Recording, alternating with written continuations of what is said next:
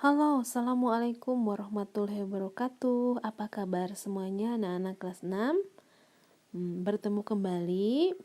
Pada kesempatan kali ini kita akan belajar bersama masih di tema 5, pembelajaran 3, subtema 1, tematik dalam bahasan Bahasa Indonesia dan IPA kelas 6. Sebelum dimulai, silakan kalian berdoa dulu menurut agama dan kepercayaannya masing-masing. Dan tidak lupa kegiatan pembiasaan di pagi hari silahkan kalian lakukan dulu seperti halnya kalian melakukan pembiasaan pada saat kalian sekolah tatap muka. Kalau sudah itu dilakukan, jangan lupa meskipun kita belajar di rumah tetap semangat, tetap belajar. Selalu mengingatkan untuk 3 hal, yaitu yang pertama, selalu cuci tangan ketika kita sudah melakukan apapun. Kemudian yang kedua, selalu pakai masker ketika kita bepergian. Dan yang ketiga adalah jaga jarak. Baik, kompetensi dasar untuk pembelajaran tema 5 pembelajaran 3 subtema 1 dengan materi tematik Bahasa Indonesia IPA kelas 6. Kompetensi dasarnya adalah untuk Bahasa Indonesia mencermati petunjuk dan isi teks formulir pendaftaran, kartu anggota, pengiriman uang melalui bank atau kantor pos, daftar riwayat hidup dan sebagainya.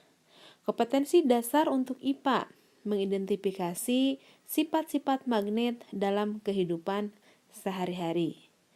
Mari kita bahas pembelajaran 3. Di arena pameran negara-negara ASEAN terdapat beberapa usaha kecil yang menjual cenderamata. Salah satunya adalah cenderamata dari bahan magnet. Perhatikan berbagai cenderamata yang terbuat dari bahan magnet berikut. Di sini ada miniatur cenderamata yang bahannya dari magnet. Mungkin kalian sering melihat atau di rumah sudah punya dan sering dan juga ditempel, biasanya ditempel di lemari es atau kulkas. Ada yang punya di rumah? Baik, kita lanjutkan. Apakah kamu pernah melihat atau membeli cenderamata yang terbuat dari magnet? Ceritakan. Ya, kalian ceritakan yang tadi disampaikan. Pasti kalian pernah membeli atau mendapatkan cenderamata dari teman-teman kita, biasanya setelah mereka pergi dari luar kota atau dari luar negeri. Dan yakin pasti di rumah kalian punya kan? Ya, bahan atau cenderamata yang terbuat dari magnet dan biasanya suka dikoleksi dan dikumpulkan ditempel di lemari es atau kulkas. Ayo silahkan jawab jawabannya. Ya, saya pernah melihat dan pernah membeli dan pernah dikasih juga dalam bentuk souvenir yang berbahan magnet dalam berbagai bentuk mini dari setiap negara. Di Indonesia ada miniatur candi, miniatur gajah berbahan magnet souvenir dari Bangkok. Ada bentuk makanan, ada bentuk boneka, ada alat musik miniatur yang berbahan magnet. Nah, pada kesempatan kali ini pada pembelajaran 3 tema 5, kalian silahkan di rumah untuk melakukan percobaan tentang sifat-sifat magnet. Dan ini prakteknya tidak sulit. Nah, percobaan sifat-sifat magnet, di sini ada tujuan percobaannya, mengidentifikasi sifat-sifat magnet. Alat dan bahan yang harus kalian siapkan, diantaranya sepasang magnet untuk setiap kelompok. Kalau di rumah berarti kalian sendiri. Kemudian peniti. Kemudian ada penjepit kertas atau klip kertas, pensil, pulpen, dan juga kertas. Dan bahan-bahannya itu tidak sulit. Nah, langkah-langkahnya pertama, dekatkan kutub yang sama dari kedua magnet. Yang kedua, dekatkan kutub yang berbeda dari kedua magnet. Yang ketiga, dekatkan magnet dengan penjepit kertas. Yang keempat, magnet dengan kertas. Kemudian yang kelima, dekatkan magnet dengan pensil.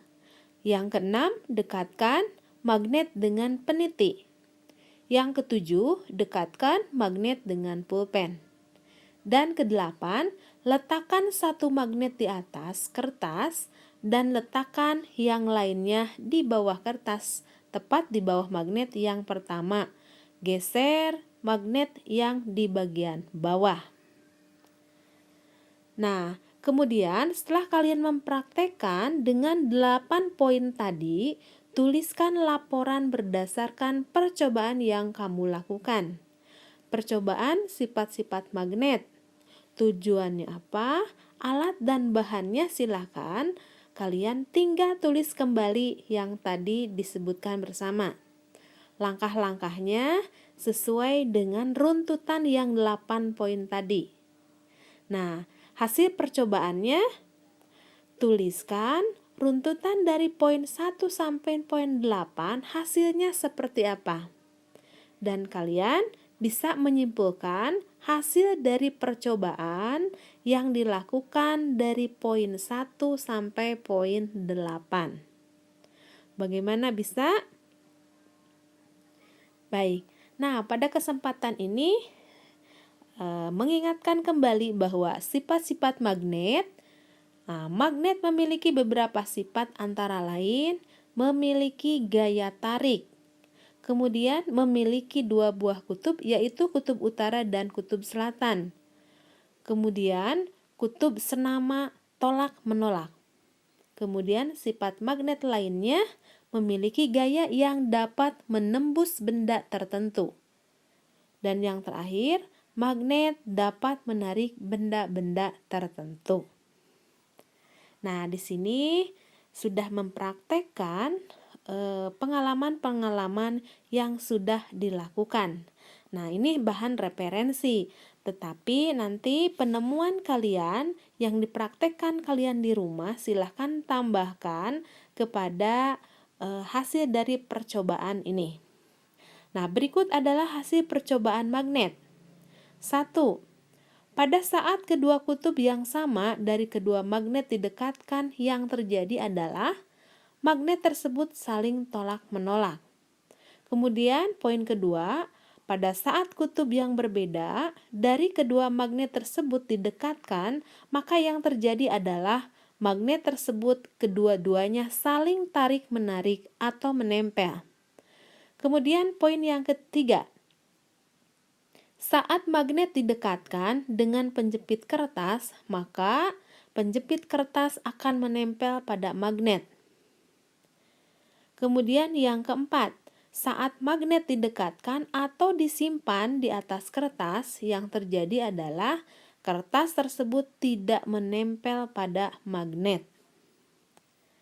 Kemudian nomor 5, saat magnet didekatkan pada kertas, maka yang terjadi pensil tidak menempel pada magnet. Kemudian nomor 6, saat magnet didekatkan dengan penitik, maka penitik akan menempel pada magnet. Kemudian nomor 7, saat magnet didekatkan pada pulpen, yang terjadi adalah pulpen tidak menempel ke magnet. Nomor 8, saat magnet di atas kertas, yang lainnya di bawah kertas, dan digeserkan magnet yang bagian bawahnya, yang terjadi adalah magnet yang berada di bagian atas akan ikut bergeser. Kesimpulan yang dapat diambil dari praktek adalah 1. Magnet memiliki kemampuan untuk menarik benda-benda lain yang terbuat dari logam. Contoh yang tadi, ketika magnet didekatkan dengan klip berbahan logam, maka klip tersebut atau klip kertas tersebut akan menempel di magnet.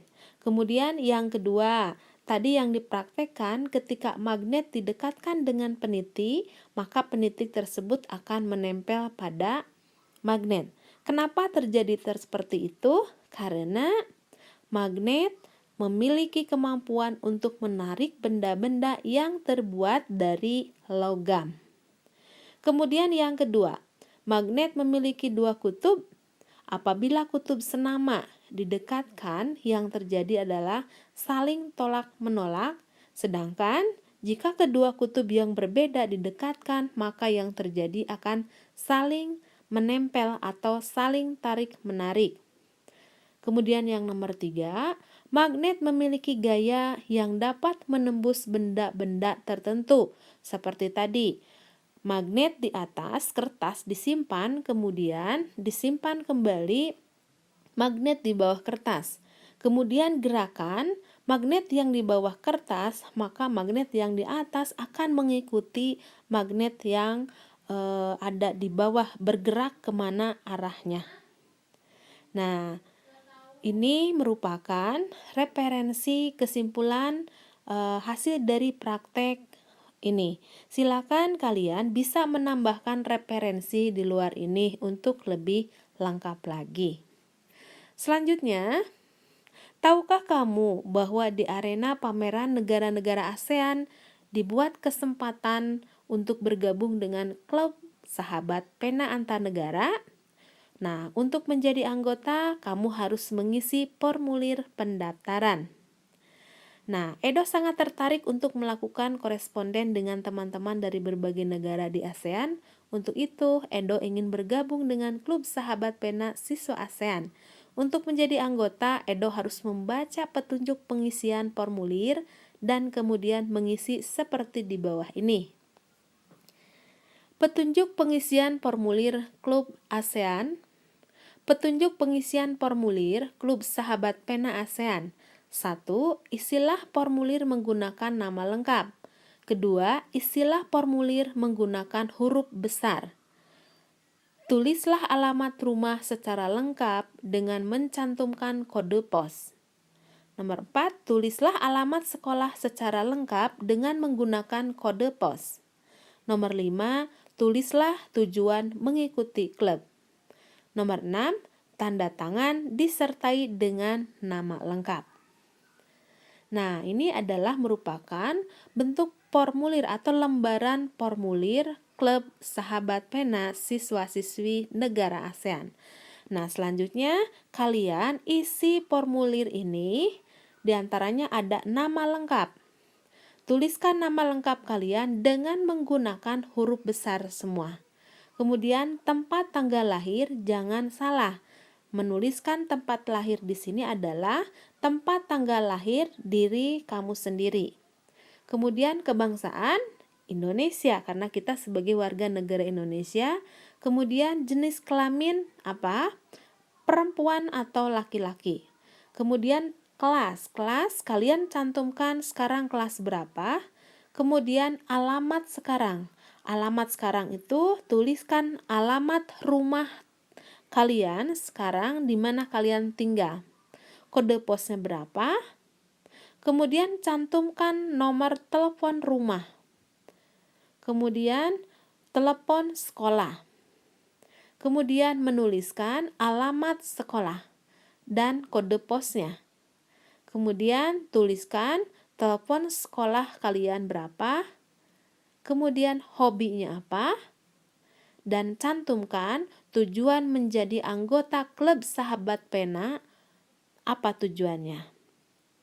Kemudian jangan lupa tulis nama jelas dan juga tanda tangan.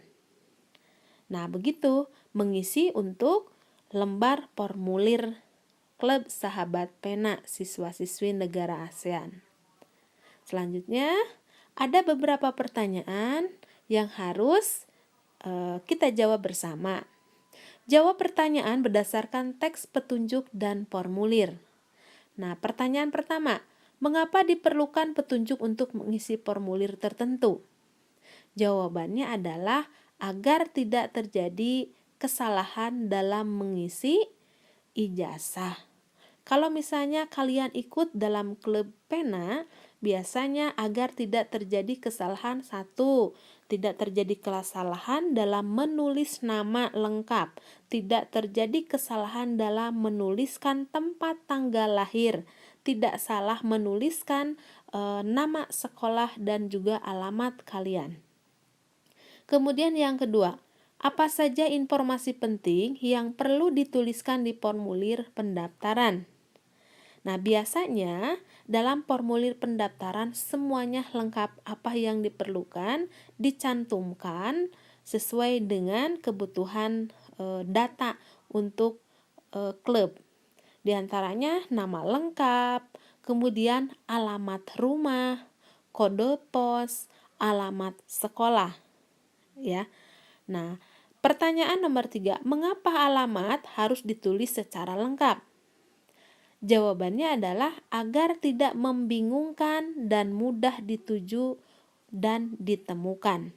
Artinya, ketika kita menuliskan alamat lengkap, seseorang ketika mencari alamat kita tidak akan merasa kesusahan atau bingung. Dan yang pertama adalah mudah ditemukan alamat kita. Kemudian pertanyaan nomor 4, apa yang terjadi jika alamat tidak lengkap? Nah, jawabannya, jika alamat tidak lengkap, pastinya maka akan membingungkan untuk dituju atau sulit ditemukan.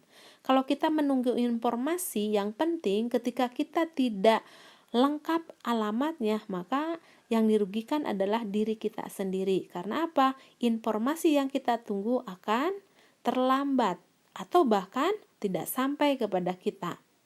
Selanjutnya pertanyaan nomor 5, mengapa kita perlu menuliskan kode pos pada formulir di bagian alamat? Jawabannya adalah penulisan kode pos ini sangat penting untuk membantu petugas atau seseorang mencari alamat yang dimaksud. Untuk itu seharusnya kita mencantumkan kode pos dengan benar. Bagaimana anak-anak semuanya? Untuk pembelajaran 3 ini kalian paham? Pada hari ini belajar tentang sifat-sifat magnet, kemudian kalian belajar praktek bagaimana sifat-sifat magnet setelah kalian praktekkan. Kemudian kalian juga belajar tentang formulir, bagaimana cara-cara mengisi formulir, kemudian harus mencantumkan apa supaya data-data tersebut menjadi lebih lengkap. Anak-anak sekalian, jawaban untuk pertanyaan pembelajaran 3 tema 5 ini sebagai bahan referensi, kalian bisa bekerja sama dengan orang tua kalian ya. Nah, untuk materi tema 5 pembelajaran 3, bagaimana, sudah paham semuanya? Terima kasih. Sampai ketemu kembali di pembelajaran 4. Semoga bermanfaat. Jangan lupa subscribe, like, komen, dan share-nya. Terima kasih. Assalamualaikum warahmatullahi wabarakatuh.